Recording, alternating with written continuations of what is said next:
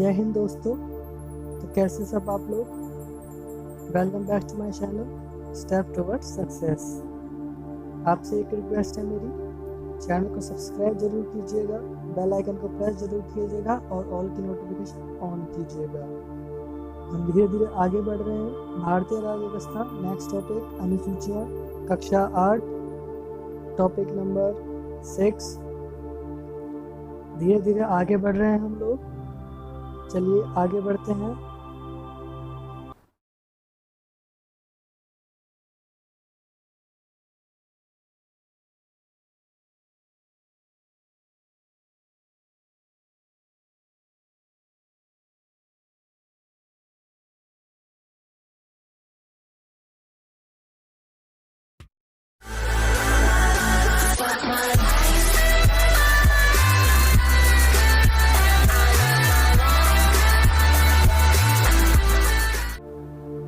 तो सबसे पहले अनुसूचियाँ होती क्या हैं? किसी चीज़ के बारे में लिस्ट देना या किसी चीज़ के बारे में लिस्ट देना वो अनुसूची कहलाता है।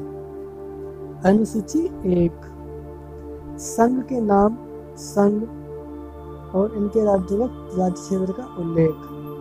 राज्य के नाम, संघ और उनके राज्य क्षेत्र का उल्लेख मतलब कोई राज्यों का नाम व उनके क्षेत्र मतलब क्षेत्रफल का उल्लेख मिलता है अनुसूची 1 में। अनुसूची 2, राज्य के विभिन्न अधिकारियों के वेतन और भत्ते का उल्लेख। वो अधिकारी कौन कौन है ये जरा ध्यान से पढ़िएगा आप, क्योंकि क्वेश्चन यहाँ से पूछे जाते हैं। राष्ट्रपति, राज्यपाल, लोकसभा, विधानसभा के अध्यक्ष व उपाध्यक्ष, राज्यसभा, विधान परिषद के सभापति व उपसभापति, उच्चतम न्यायालय के व उच्च न्यायालय के न्यायाधीश, भारत के नियंत्रक व महालेखा परीक्षक। इन सब के वेतन तथा भत्तों का उल्लेख अनुसूची 2 में मिलता है। अनुसूची 3, जितनी भी शपथ व प्रतिज्ञान होती हैं, जैसे राष्ट्रपति, राज्यपाल, लोकसभा, विधानसभा के अध्यक्ष व उपाध्यक्ष, प्रधानमंत्री, लोकसभा सदस्य, राज्यसभा सदस्य, जितनी भी शपथ व प्रतिज्ञान होती है, किन की होती है, वो अनुसूची 3 में आपको मिल जाता है। आगे बढ़ते हैं। अनुसूची 4, राज्य व केंद्र शासित प्रदेशों के लिए राज्यसभा सीटों का आवंटन। मीन्स राज्यसभा की जो सीटें हैं वो किस राज्य को कितनी मिलेंगी, उन सब का अनुसूची 4 के अंदर उल्लेख मिल जाता है। अनुसूची 5, अनुसूचित जनजाति क्षेत्रों के प्रशासन तथा नियंत्रण के संबंध में प्रावधान।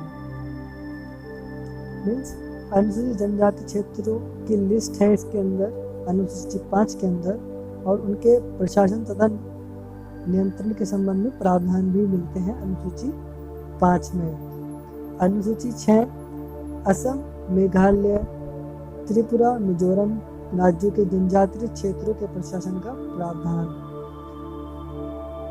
जैसा मैंने यहाँ पे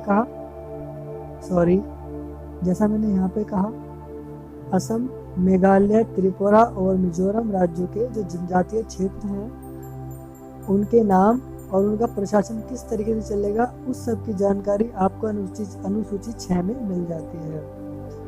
अनुसूची 7, संघ व राज्यों के बीच शक्तियों का विभाजन। संघ, राज्य सूची व समवर्ती सूची। जैसे संघ सूची में केवल केंद्र सरकार काम करेगी, राज्य सूची में केवल राज्य सरकार काम करेगी, और समवर्ती सूची में ये दोनों मिलके काम कर सकते हैं या दोनों उस चीज़ में वर्क कर सकते हैं। इसका उल्लेख आपको अनुसूची 7 में मिल जाता है। आगे बढ़ते हैं।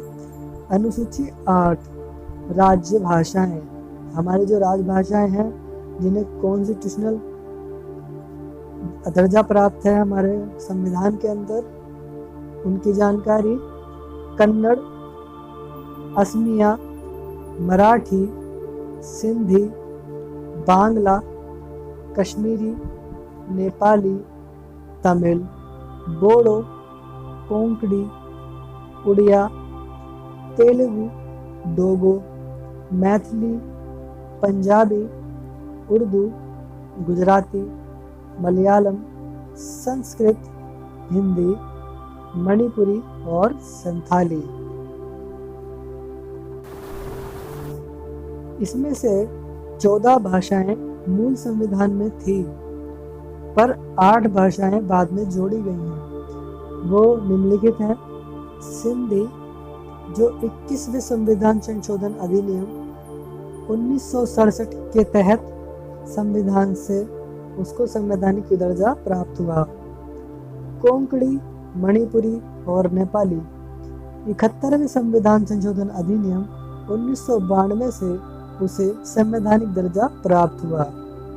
बोडो, डोगरी, मैथिली और सैंथली इसे 92वें संविधान संशोधन अधिनियम 2003 के तहत संवैधानिक दर्जा प्राप्त हुआ। उड़िया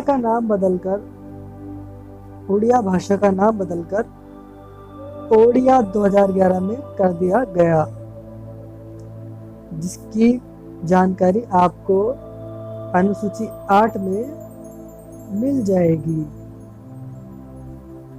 अनुसूची 9, भू सुधार व जमींदारी प्रणाली की समाप्ति।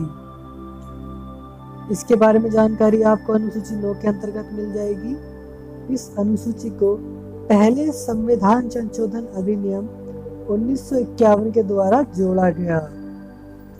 24 अप्रैल 1975 से पहले कानूनों की न्याय समीक्षा की जा सकती थी। इसके बाद न्यायिक समीक्षा की जाने लगी। यहाँ पे थी लिख दिया मैंने, न्यायिक समीक्षा की जाने लगी। इससे पहले कानूनों की न्याय समीक्षा नहीं की जा सकती थी। उसकी जानकारी आपको अनुसूची 9 में मिल जाएगी। अनुसूची 10 में दल बदल के आधार पर संसद और विधानसभाओं की सदस्यों की निर्भरता के बारे में उपबंध, मतलब उनकी निधि योग्यता क्या क्या लगेंगी अगर वो दल बदल कर लेते हैं। दल बदल मीन्स चुनाव से पहले वो किसी और पार्टी में थे और चुनाव के बाद किसी और पार्टी में चले जाएं, तो वो दल बदल का कानून लगता है उनके ऊपर। तो उनकी निधि योग्यता के बारे में उपबंध अनुसूची 10 के अंतर्गत मिल जाते हैं आपको। इस अनुसूची को 52वें संविधान संशोधन अधिनियम 1985 द्वारा जोड़ा गया। नेक्स्ट, अनुसूची 11, पंचायत की शक्तियां, अधिकार व जिम्मेदारियां। इसमें पंचायत की शक्तियों के बारे में, अधिकारों के बारे में और जिम्मेदारियों के बारे में आपको जानकारी मिलती है अनुसूची 11 में। इस अनुसूची को 73वें संविधान संशोधन अधिनियम 1992 के द्वारा जोड़ा गया। इसमें 29 विषय मिलते हैं जो पंचायत से संबंधित हैं। अनुसूची 29 में ये अनुसूची 12 है, इसे करेक्शन कर लीजिएगा आप लोग, गलती हो गई है यहाँ पे। नगर पालिकाओं की शक्ति व अधिकार व जिम्मेदारियां। इसमें नगर पालिकाओं के बारे में जानकारी मिलती है आपको। इस अनुसूची को 74वें संविधान संशोधन अधिनियम 1992 के द्वारा जोड़ा गया। इसमें 18 विषय हैं, जिसमें नगर पालिकाओं की शक्ति, अधिकार व जिम्मेदारियां क्या क्या है उसके बारे में पता चलता है अनुसूची 12। मैं एक बार फिर से आपसे कहूँगा कि इस अनुसूची ये 10 नहीं है, ये 12 है, इसे करेक्शन कर लीजिएगा आप लोग अपने नोट्स बनाते वक्त। आगे बढ़ते हैं। तो यहाँ पे आपका टॉपिक खत्म हो गया है। 6 टॉपिक आपका खत्म हो चुका है। आपकी नेक्स्ट क्लास आपको कल 5 बजे शार्प मिल जाएगी। आपसे रिक्वेस्ट है, चैनल को सब्सक्राइब जरूर कीजिए, बेल आइकन को प्रेस करते वक्त ऑल की नोटिफिकेशन ऑन कीजिए, वीडियो को लाइक कीजिए, शेयर कीजिए, कमेंट कीजिए और हमारे साथ बने रहिए। जय हिंद, जय भारत, नमस्कार।